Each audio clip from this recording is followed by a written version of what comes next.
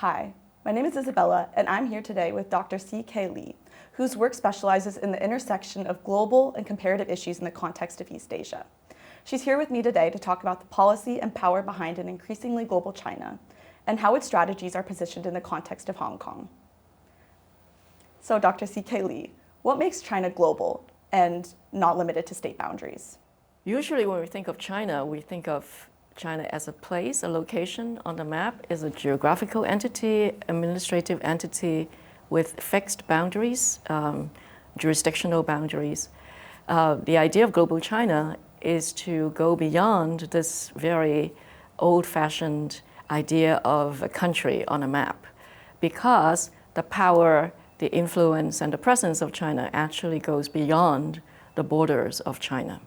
And I think the idea of global China helps us to see these more invisible, but no less important presence of China.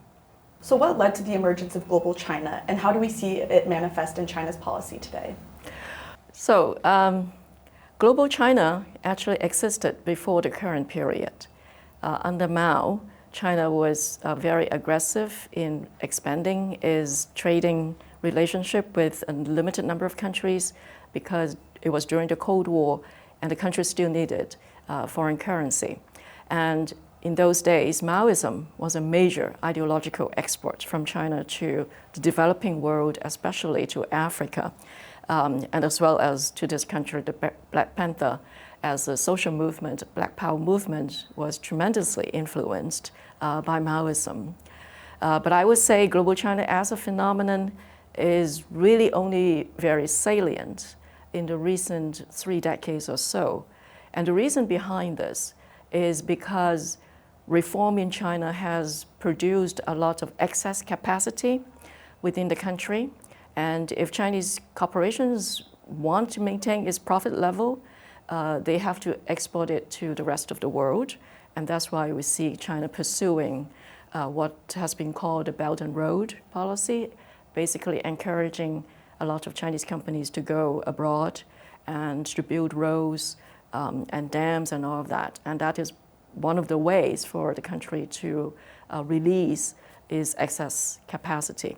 The other very important reason for the recent emergence of global China is that the Communist Party wants to reinforce its legitimacy at home, and one of the best ways to do it is to present to its own people a China that is globally powerful.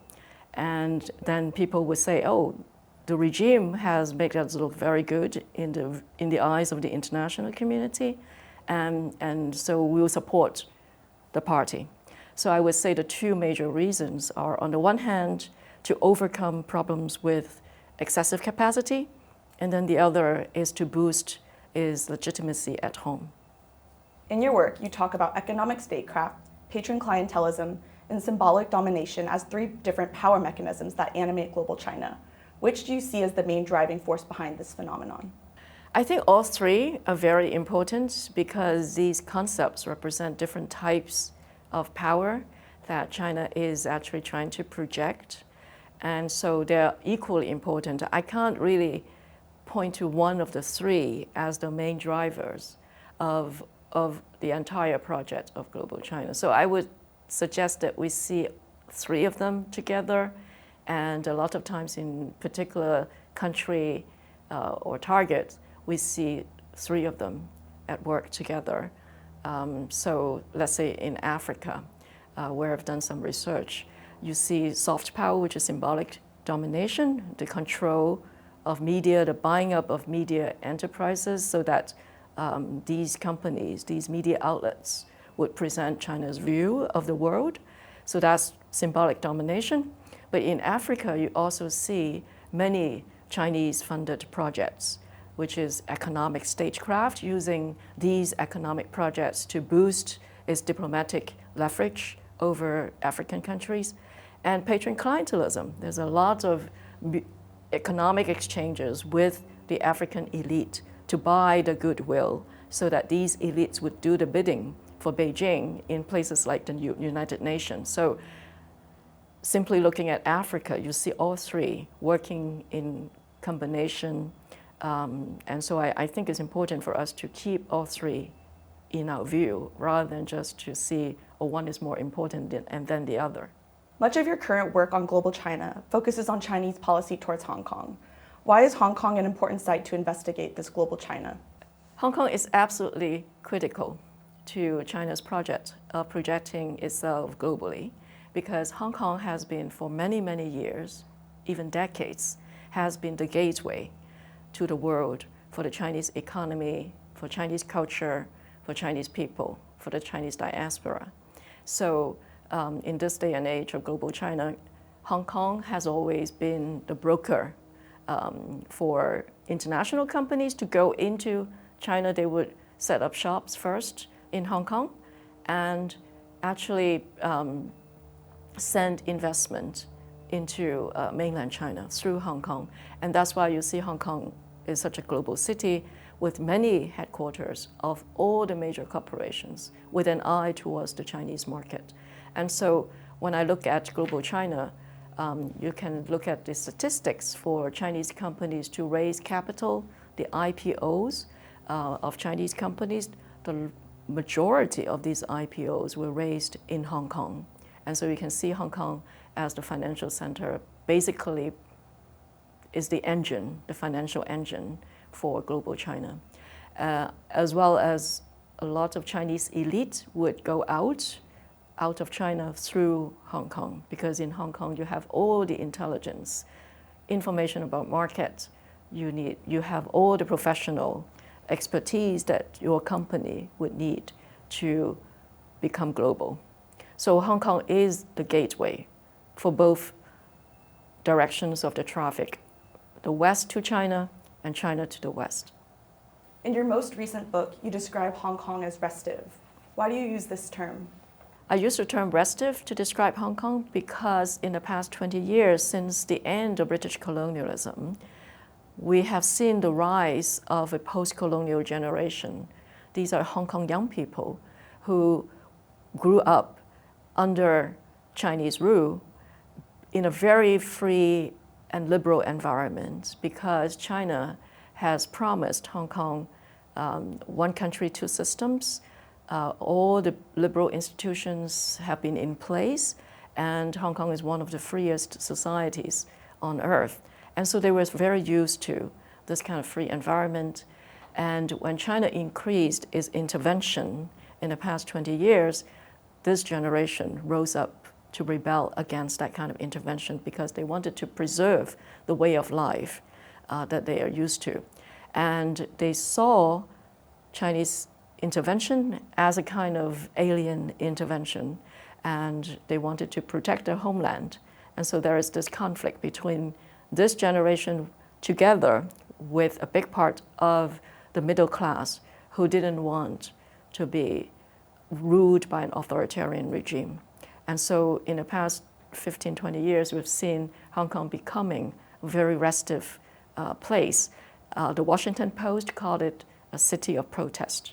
In the past, it was just a city for capitalists, a capitalist paradise, a shopping paradise. But now it has this added reputation as a city of protest. And that's why I call it a very restive frontier of global China. So what are the downsides or even the danger of demonizing Chinese geopolitics? Well, one of the downsides, of course, is that we forget, if we just look at China, we forget that many big countries, powerful countries, are doing a lot of the things that we accused China of doing. Let's say debt trap for developing countries. You loan them to build infrastructure. When they can't repay the loans, you take control of the infrastructure, or you exert excessive influence over the government. I think we should remember that China is not the only country that is doing it. China is indeed the only country that has the policy called Belt and Road. But before Belt and Road, Washington and all these, the United States and many donor countries, so-called donor countries, including all the major Western countries, through the World Bank and the International Monetary Fund had for many decades done the same thing to developing countries. They were not called the Belt and Road policies, but they also make loans to these poor countries, and the condition of loans is such that the government have to pursue what they call structural adjustments, meaning that they have to cut back on government spending, they have to let foreign investment into the country, and these are the loan conditions that we could also call debt trap. So by demonizing China, I think we forget that many countries are doing a lot of harms to other countries.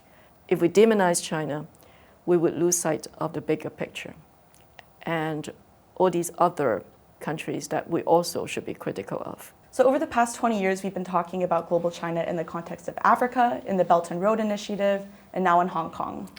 Where do you think we will be talking about global China in 20 years from now?